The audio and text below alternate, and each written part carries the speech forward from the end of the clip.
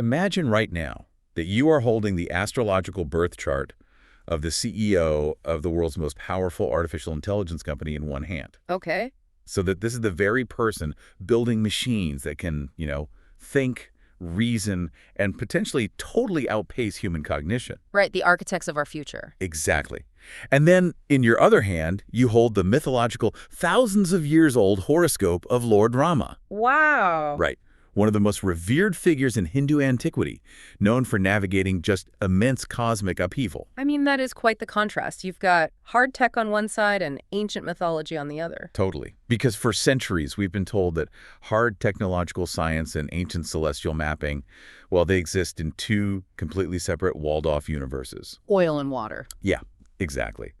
But today, on the deep dive, we are going to look at some terrifying, compelling evidence that they might actually be telling the exact same story. And more importantly, that they might be predicting the exact same catastrophic bottleneck for humanity. Yeah, and that illumination is exactly what we are chasing today. Welcome to the deep dive. Glad to be here for this one. Our mission today is to explore a truly mind-bending roadmap of human history, science, and the rapidly approaching future. And I am beyond excited because today's insights come entirely from a singular, brilliant source. Which is Dr. Ramesh Thangavel of the AIML Astrology channel. Yes. And we should explicitly state right up front for anyone listening that this channel is a not-for-profit educational initiative. Right. Dr. Thangavel isn't, trying to sell you a quick fix remedy or a comforting daily horoscope. He has meticulously put together something monumental. It really is. It's an interdisciplinary synthesis that is just genuinely rare. Oh, for sure. Now, to set the scope for you listening, Dr. Thangavel has released well over 10 parts in this massive, sweeping video series. It's a huge undertaking. It is. But today, this specific deep dive is dedicated strictly to breaking down his grand, ambitious introduction. The foundation, basically. Exactly.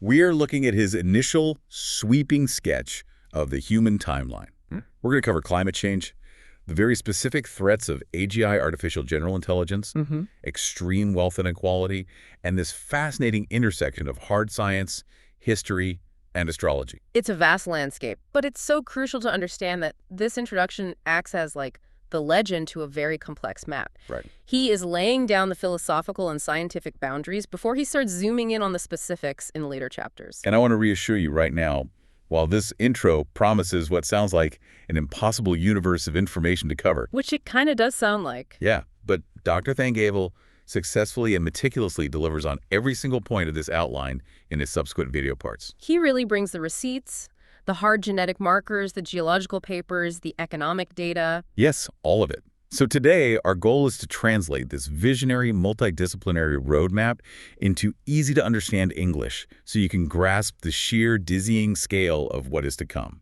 We are building the scaffolding today. Because without this framework, the specific data points he introduces later wouldn't have the profound impact they're meant to have. That's a great way to put it. But before we take that first step, we need to do a quick tone check. Oh, yeah. This is important. I'm going to mirror a very specific warning that Dr. Thangavel gives his own audience. This deep dive might shatter some of your most comfortable illusions. It's definitely going to bruise some cultural egos, I think. Definitely. It is going to evoke a chaotic mix of emotions, from absolute awe at the mechanical scale of the universe to, a heavy guilt about our daily automated habits. And probably a profound sadness about the deeply fragmented state of our modern society. Exactly. So if you tuned in looking for a traditional, comforting astrological echo chamber that tells you everything happens for a neat, predetermined reason, this isn't it. No, this is not it. Far from it, actually. This is an exercise in confronting reality, not escaping it. Yeah. It demands a lot of intellectual courage. So if you want to truly understand the mechanics of the universe and our highly precarious place in it, buckle up. Let's start right at the genesis of Dr. Thangavel's journey. Let's do it. And it's fascinating because it doesn't begin in, a Silicon Valley server farm.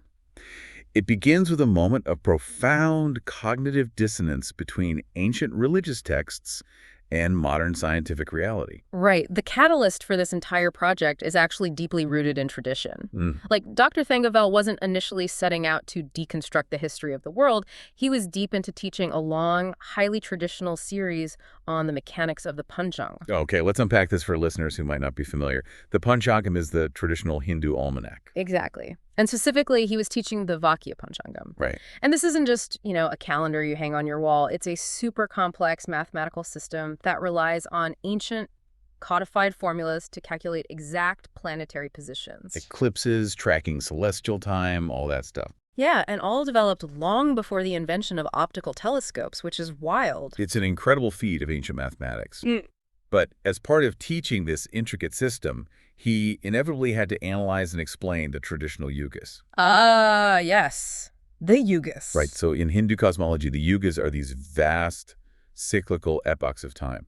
You have the Satya Yuga, the Treta Yuga, the Dvapara Yuga, and the current age we are supposedly in, the Kali Yuga. And these aren't measured in centuries. They're measured in hundreds of thousands or even millions of human years. Right. And here is where the friction starts. Because Dr. Thangavel is a scholar who deeply respects the ancient texts. Yes. But he is also a man living in the 21st century who understands modern science.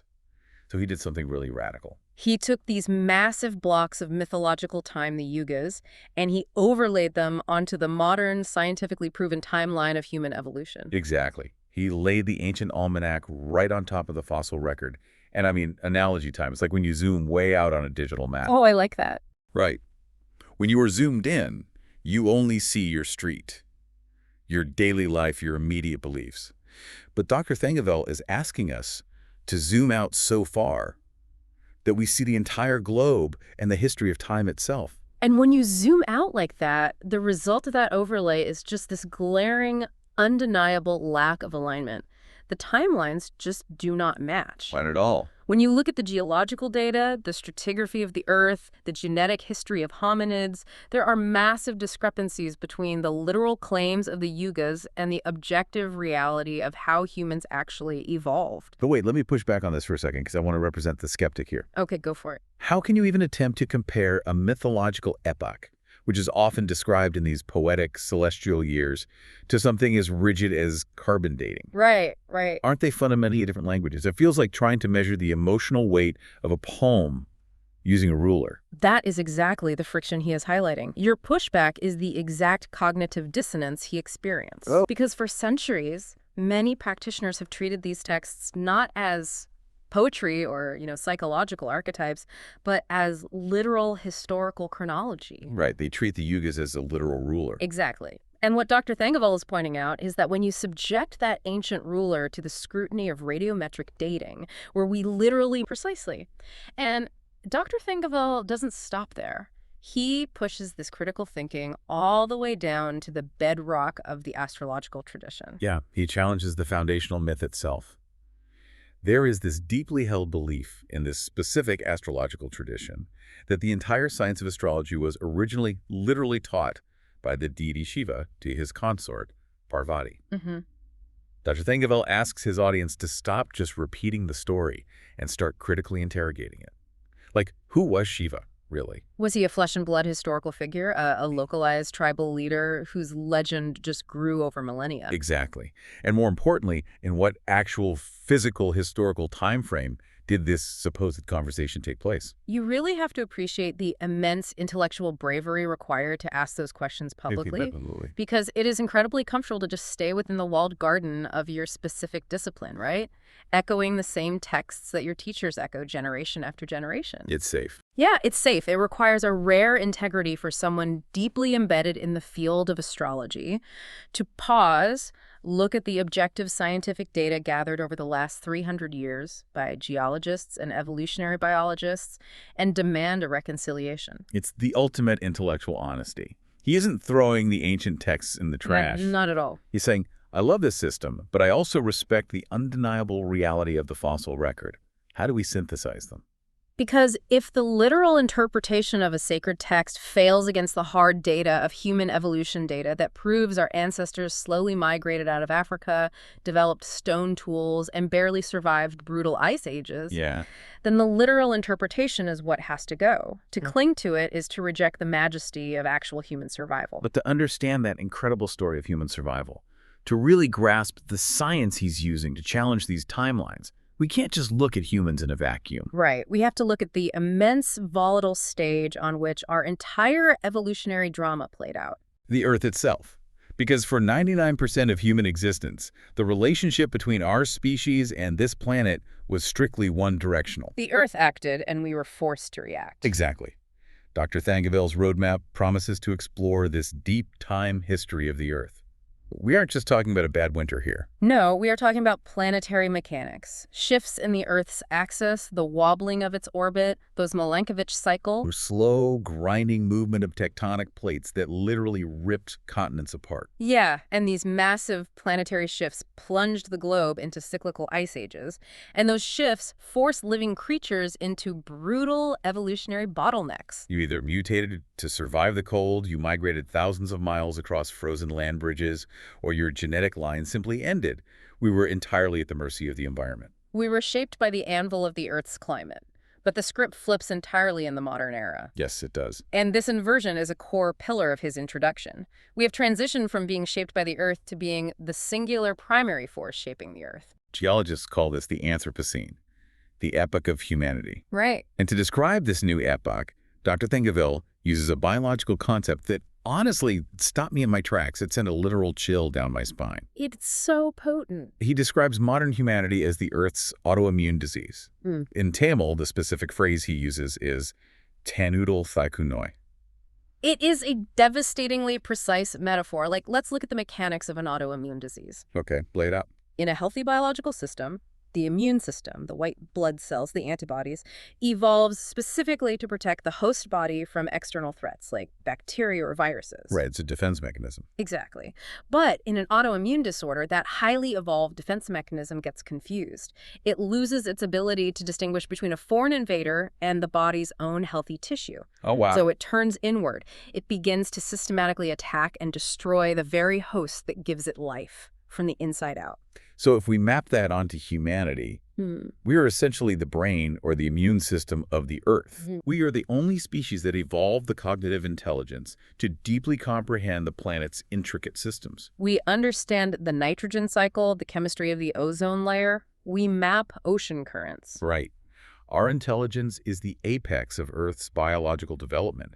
Yet we are utilizing that exact intelligence to blindly extract and destroy the planet's vital organs for short-term selfish gains. We are the confused white blood cells. We really are. Every time we clear-cut a rainforest, which acts as the lungs of the planet, or every time we dump industrial waste into a river system acting as its veins, we are generating an autoimmune response. The host body, the Earth, is experiencing unprecedented climate disasters as a result. Think about what a fever is. A fever is a body's attempt to burn out an infection. Oh, geez. That makes so much sense. The rising global temperatures, the devastating droughts, the superstorms, this is the planet running a fever, trying to manage the hyperinflammatory response caused by human activity. So what does this all mean for us right now? Because how often do we actually frame our daily, mundane consumption through that lens? Rarely, if ever. Right. When I buy a new smartphone I don't strictly need, or when I leave my air conditioning blasting all day while I'm not home, I don't view that as an act of planetary violence. You view it as participating in a modern economy. Exactly. But the atmosphere doesn't care about our economic theories. Not at all. The cumulative mechanical effect of billions of those tiny, thoughtless actions is an autoimmune attack. It's a profound tragedy. And it lies in the nature of the threat. If an asteroid strikes the Earth, or a supervolcano like Yellowstone erupts, those are external or non-conscious forces of destruction. Right, but humanity is an internal creation. We grew out of the soil of this planet. We are its own cells. And the horrific paradox is that our advanced intelligence, the very mechanism that allowed us to outcompete other hominids and survive the last ice age, is the exact mechanism driving our potential extinction. It's as if the Earth spent Billions of years evolving a brain, and the moment that brain achieved consciousness, it decided to start eating its own lungs to fuel its own hyperactivity. That is exactly the dynamic. Ancient humans survived the Earth's whims by adapting to the natural cycles, by migrating, by living in a necessary balance. But modern humans are weaponizing the climate against themselves. We are literally digging into the Earth's crust, extracting ancient sunlight compressed into fossil fuels, burning it, and trapping the heat. We are fundamentally altering the chemistry of the atmosphere and the oceans at a pace that biological evolution just cannot keep up with. And he makes one thing very, very clear, which I think is a crucial distinction. What's that? The Earth itself is not going to die. A rock orbiting the sun doesn't die. Over millions of years, the climate will stabilize, new species will emerge, the planet will be fine. But the host body is currently trying to shake off the infection, which is us. Exactly. If we are the Earth's autoimmune disease, the obvious pressing question is, how did we get this sick? Right. How did our specific cells, our human societies, and our genetics mutate to the point where we became a fatal threat to our own environment? And that biological thread leads us directly into the next massive component of his roadmap, the transition from planetary geological evolution to human, social, and genetic evolution. He outlines an upcoming, rigorous deep dive into the very code of human life, DNA. Yes, and what I love about this section is that he doesn't shy away from the highly debated, fiercely politicized questions that dominate social media. Oh, the cultural shouting matches. Yeah, questions like, did Indians evolve from monkeys? Are Tamils the oldest continuous civilization on Earth? People argue about these things with such vicious tribalism online. But Dr. Thangavel promises to bypass that entirely. He intends to use strict genetic science to answer these questions definitively. It's a brilliant methodology. He plans to use the actual biological time machines hidden inside our cells. We are talking about mapping haplogroups, tracing mitochondrial DNA, which passes almost unchanged from mother to daughter, allowing us to track maternal lineages deep into antiquity. And mapping the Y chromosome for paternal lines. He is using hard science to cut through the noise of cultural chauvinism and origin myths. Because by tracking these genetic markers, you can trace the exact migratory paths of ancient humans out of Africa and across the Asian subcontinent. But he's not just concerned with the biological where we came from. He is deeply focused on the sociological how. Right. How did these early genetically distinct bands of humans actually coordinate? How did we transition from small, nomadic hunter-gatherer tribes into massive, complex civilizations capable of building cities and writing algorithms? To understand that, you have to look at the development of social technologies. Social technologies. Yeah, Dr. Thangavel argues that concepts we often view as purely spiritual today, like the idea of God, the codification of religion, and even the early observational science of astrology, were originally formed as vital organizational tools. Right, they were survival mechanisms. Like if you can convince a tribe of 500 people to rally around a shared belief in a sun deity, they are much more likely to cooperate, share resources, and survive a famine than a fragmented group of individuals looking out only for themselves. Early astrology was a way to predict the seasons, to know when to plant crops, when the monsoon was coming. It was practical data. But just as our relationship with the planetary environment mutated from survival to exploitation, our social structures mutated as well. And this brings us to what is arguably the most critical, delicate, and historically complex part of his entire analysis. Right. His impartial, objective breakdown of the Varna system, the ancient caste framework of India. Now, it is absolutely vital to note here that Dr. Thangavel is looking at this purely through an objective, historical, and sociological lens. Yes, we're just reporting on his findings here. He is not endorsing the current system. He points out that originally, in its most ancient conceptualization, the Varna system was designed purely as an occupational path. Right. It was a societal mechanism, however flawed it might seem to our modern egalitarian eyes, designed to identify a person's natural skills and physical inclinations to benefit the overall functioning of an early developing society. It was simply about the division of labor. Exactly. Because if we look at the mechanics of early urban societies, they were incredibly fragile. To survive, they needed a reliable agricultural base, so they needed dedicated farmers. They needed warriors to protect the grain silos from raiding tribes. They needed scholars and priests to maintain the complex calendars and rituals that glued the society together. They needed merchants to manage trade. The tragedy, as highlighted meticulously in the source material, is how this fluid occupational framework was rigidified and twisted over millennia. Wait, let me ask about that mutation. Because how exactly does a system that says you are good at farming, so you should farm, devolve into a rigid birth-based system that says your great-grandfather was a farmer, so you are biologically inferior to the scholar? That's the core issue. What is the mechanism of that social decay? Right. How did that happen? It's the mechanism of power consolidation and resource hoarding. As societies generated agricultural surpluses, certain roles, like the priests who controlled the intellectual capital or the kings who controlled the military, accumulated vast, disproportionate power. Okay, that makes sense. And human nature dictates that those in power want to pass that privilege on to their children, regardless of whether their children actually possess the necessary skills. So the occupational system was weaponized. It mutated from what you do contributes to society to who you immutably are is dictated by your parentage. The fluidity was erased, replaced by rigid, impenetrable walls of birth-based identity. And bringing that directly into the present day, Dr. Thangavel notes how this mutated birth-based system has become the ultimate tool for modern political manipulation. Right. In modern democratic structures, complex, multifaceted human beings are reduced to single-issue, easily bendable voting blocks. Politicians deliberately pit these caste groups against each other, stoking historical grievances, fighting over governmental reservations and resource quotas. The system is designed to ensure the society remains perpetually divided, because a divided society is easy to govern and manipulate. And while maintaining absolute neutrality regarding the specific political parties involved, again, we aren't taking sides here. The core, undeniable insight from Dr. Thangavel is about fragmentation. The distortion of an ancient division of labor has led to severe, debilitating modern social fragmentation. And this fragmentation creates what he defines as the grand paradox of modern life. Let's really dig into this paradox, because it feels like the defining anxiety of our era. Here's where it gets really interesting. We live in a hyper-globalized, technologically miraculous world. A skilled software engineer sitting in Chennai can collaborate in real time with a project manager in Berlin and a designer in Tokyo. Exactly. They can cross borders, switch languages via translation apps, interact effortlessly across religions, and work anywhere on the planet. Technologically and economically, humanity has never been more connected.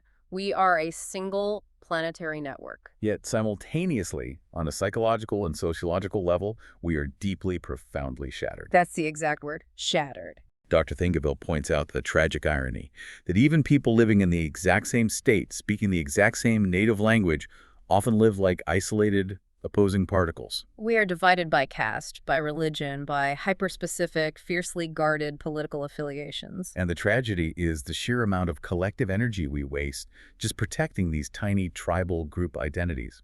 We spend our days fighting with our literal neighbors over ideological borders, rather than uniting to face actual existential threats. And this fragmentation connects directly back to the climate crisis. It's the reason we cannot cure the Earth's autoimmune disease. Because if we are acting as shattered particles, fiercely guarding our localized tribal interests, arguing over who gets to burn more coal or who deserves more water rights, we are fundamentally incapable of the planetary-level coordination required to stop a biosphere collapse. Right. The technical intelligence to solve climate change exists, but the social coordination mechanism is completely broken. It's incredibly bleak. It is, but this is where the genius of his synthesis really shines. Dr. Thangavel doesn't just act as a diagnostician listing our societal diseases. He offers a profound philosophical antidote. And he pulls it from deep within his own ancient culture. Yes. He repeatedly grounds this massive, interdisciplinary project in a single ancient Tamil poem from the Purananuru, written by the poet Kanyan Pungundranar. It's a beautiful piece of literature. The central quote is, Yatham or Yevarum Kelir. For our listeners, that roughly translates to us, all towns are one, all men are kin. It gives me goosebumps every time I hear it. Think about the historical weight of that. It is a 2,000-year-old concept that explicitly, beautifully states that no human being is born inherently superior or inferior to another. Dr. Thangavel holds this single line of poetry up as representing the absolute peak of human civilization and thought. It is the perfect, elegant solution to the modern tribalism we are drowning in. Because if all towns are fundamentally your town, you don't dump toxic waste in the river because it's your river. Right. If all people are fundamentally your kin, you don't oppress them based on the arbitrary lottery of birth. It is a breathtaking synthesis of art and science. He is preparing to use cutting-edge genetic tracing to scientifically prove that we are all fundamentally connected, that our DNA traces back to the exact same migrations out of the rift valleys of Africa. And simultaneously, he uses this ancient poetry to provide the necessary moral framework to actually absorb that scientific reality. Science provides the data, the poetry provides the wisdom to use it. But the urgency of adopting this unified mindset becomes terrifyingly clear, and I mean terrifyingly, when we move to the next section of his historical roadmap. Yeah, the timeline accelerates dramatically here. We've seen how humanity mutated its social structures, fragmenting itself into competing tribes. Now we have to look at how this exact fragmentation has created a power vacuum, allowing two massive, largely uncontrollable forces to bring us right to the brink of the abyss. He calls them the twin leviathans of the modern age: extreme wealth inequality, driven by late-stage capitalism, and the sudden violent arrival of artificial general intelligence. Let's start by unpacking the economic architecture. Okay. Dr. Thangavel's source material points out a harsh dual reality. Capitalism, as a mechanism of resource allocation, was undeniably vital for human economic growth over the last few centuries. Sure, it incentivized innovation, built the modern industrial world, and objectively lifted billions of living standards compared to feudalism. However, it operates on a mechanism of perpetual exponential growth on a planet with finite resources. And it has now pushed the world to the very edge of ruin. And it's important to note that he isn't just taking a partisan shot at capitalism here. No, he astutely notes that regardless of the theoretical label, whether it's modern capitalism, state-run socialism, or globalized democracy, the actual practical implementations of these systems have all ultimately served the exact same function. Right. They have been captured by elites to widen the gap between the haves and the have-nots. The concentration of power seems to be the default setting. And if we look at the mechanics of this concentration, it's not just about some people having nicer houses. It's about systemic algorithmic hoarding. The statistics he provides to illustrate this are genuinely staggering, and they highlight a system completely detached from human welfare. Get this. The top 10% of the global population currently owns 85% of the entire world's wealth. Let's not just brush past that number. Imagine a room with 100 people in it, representing the global population. Okay. There's the table in the center with all the wealth, all the food, all the land, all the technology in the world. 10 people in that room have claimed 85% of everything on that table. The remaining 90 people are left scrambling, fighting, and often dying over the remaining 15%. This is mathematically absurd, and it gets even sharper when you look at the apex of that pyramid. How so? The top 1% controls nearly half of all natural resources on the planet. The disparity is so vast, it defies standard economic terminology. Dr. Thangavel describes the gap between the ultra-rich and the global poor as the literal distance between the sky and the deepest abyss. It is an unbridgeable chasm. And the human cost of that chasm is horrifying. While we have tech billionaires launching their personal sports cars into orbit around the sun just to prove they can, 25% of the global biological population, that is over 2 billion human beings, do not have reliable access to safe drinking water. Over 9% cannot even secure 2 basic meals a day. Entire nations are currently locked in devastating resource-draining wars. We have built server farms capable of mimicking the neural pathways of the human brain, yet 2 billion actual breathing human brains don't have the clean water required to maintain basic cellular function. It is the ultimate fatal symptom of that social fragmentation and autoimmune disease we discussed earlier. The resources to feed and hydrate everyone absolutely exist. The caloric production of the earth is sufficient. But the tribal, fiercely fragmented nature of our captured economic systems violently prevents the distribution of those resources. We optimize for profit extraction, not human survival. And into this hyper-unequal, deeply divided, highly volatile world, we are currently introducing the ultimate unpredictable technological disruption. AGI. The rise of artificial general intelligence. This isn't science fiction anymore. This is the current fiscal quarter. Dr. Thangavel argues that human history has already hit the reset button. He explicitly states that the global disruption of the COVID-19 pandemic, followed immediately by the public release of generative AI like ChatGPT, fundamentally hit reset on the entire information technology world. The old rules of labor and value no longer apply. We have crossed the Rubicon into a new paradigm. To understand the sheer scale of the power shift, look at the capital consolidation. The market value of the top 10 tech companies in the world now sits at a staggering $105 trillion. I mean, the human brain isn't evolved to comprehend a number like $105 trillion. It really isn't. To try and put that into perspective, Dr. Thangavel points out that Apple's market capitalization alone is larger than the entire gross domestic product of India.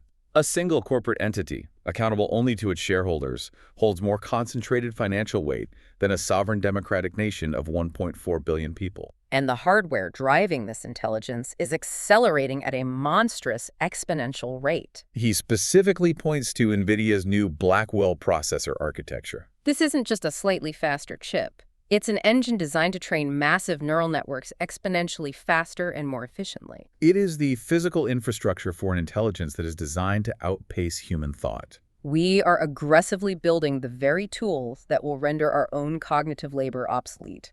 So let's bring this down to the street level for the listener. What is the imminent, tangible threat here? Dr. Thangavel doesn't give a vague someday warning. He gives a timeline that is chillingly immediate. He warns that within just 3 to 5 years, this specific AI disruption will threaten over 90% of the jobs currently held by the youth in India's massive IT sector. 3 to 5 years is tomorrow in historical terms. It is an economic tsunami that is already visible on the horizon, drawing the water out from the bay. If 90% of a foundational economic sector, a sector that built the modern middle class in India, loses its livelihood almost overnight to automated coding agents and AI systems. The societal implications aren't just an economic downturn, they are catastrophic. He warns that this level of sudden, massive job loss, concentrated among educated but suddenly unemployable youth, could lead to severe societal uprising or even spark a civil war. People who have invested decades into education only to find their skills rendered entirely obsolete by an algorithm and who can no longer feed their families will not simply go quietly into poverty. The social contract will shatter. And this is where the profound tragedy of our social fragmentation is most agonizing. As Dr. Thangavel points out, society at large, the politicians, the media, and even the youth themselves are entirely blind to this impending wave. They are completely oblivious. Instead of preparing for the most massive economic restructuring in human history,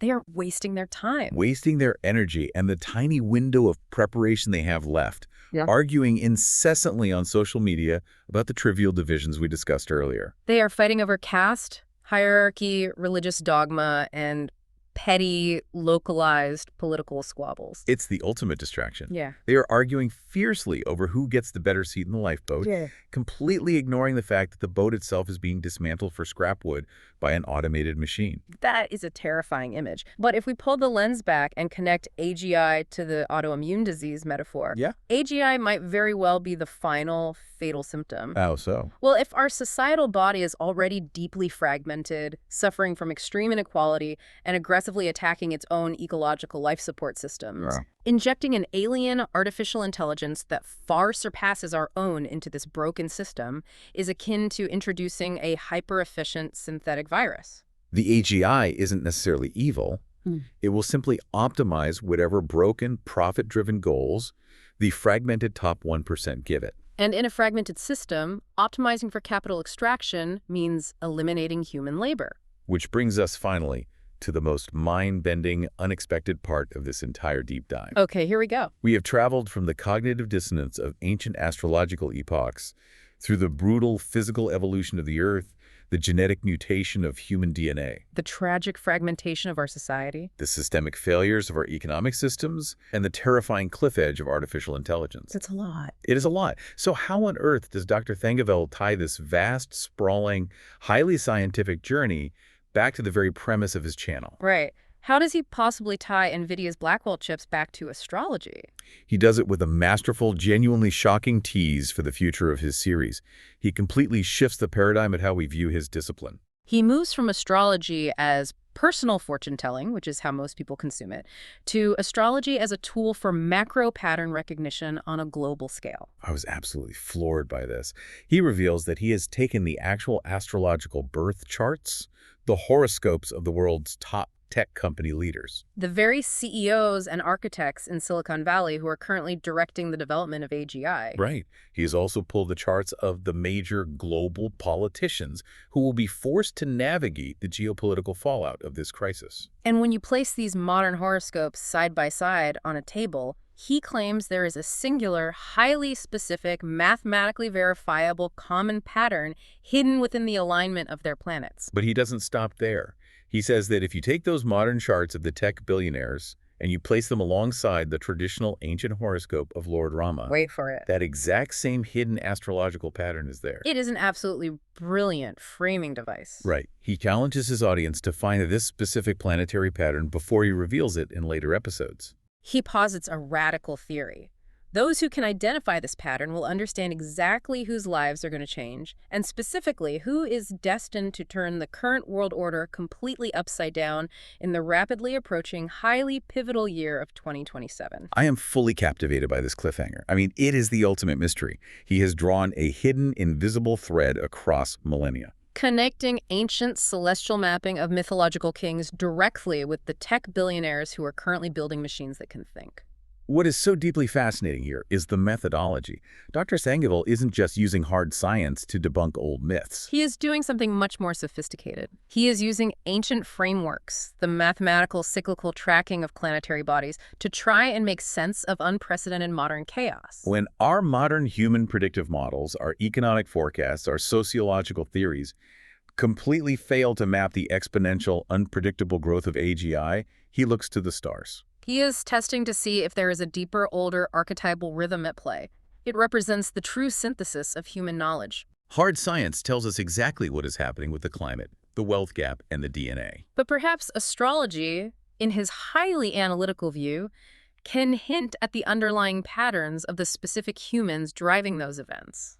It brings the entire outline full circle in such a satisfying way. Yep. From the cognitive dissonance of trying to fit the yugas into the fossil record, to finding the echoes of Lord Rama in the horoscopes of AI CEOs. It is an incredibly dense, thrilling, and slightly terrifying overview. And it is absolutely vital for you, the listener, to remember that this was just the roadmap. We only looked at the architectural sketch today. Exactly. While we covered a massive amount of historical and philosophical ground today, Dr. Thangavel actually delivers on exploring every single one of these complex topics in deep, rigorous scientific detail in the subsequent parts of his series. He goes deeply into the specific genetic markers. He pulls up the geological data charts. He explains the specific AI advancements. If you love these insights, we highly recommend checking out the original Tamil video source on the AIML Astrology YouTube channel. Spreading the word with your Tamil-speaking friends is a great way to support the channel, see the scientific visuals, and join their growing community of curious learners. Search for AIML Astrology on YouTube. And as we close this deep dive, I want to leave you with one final provocative thought to mull over. What's that? We have established that human society is currently acting as a highly fragmented autoimmune disease to the Earth, driven by tribalism, short-term greed, and a broken economic engine. Right. And we are, right now, on the absolute verge of creating an artificial general intelligence modeled directly after our own neural pathways. Yeah. The question is, will that AGI simply inherit our destructive tribal tendencies and optimize our own extinction? Oh, wow. Or, possessing an intelligence far greater than ours, will it somehow look at us, look at the fragile biosphere of the planet, and rationally conclude that the ancient wisdom of Yadhu Mor Yavarum Kilir is the only logical path forward? Will the machine realize that the entire planet is one connected kin before we do? Exactly. Will our greatest creation learn our deepest greed, or will it recognize our highest poetry? That is the ultimate question for 2027. Keep questioning your assumptions, keep learning, and we'll see you on the next deep dive.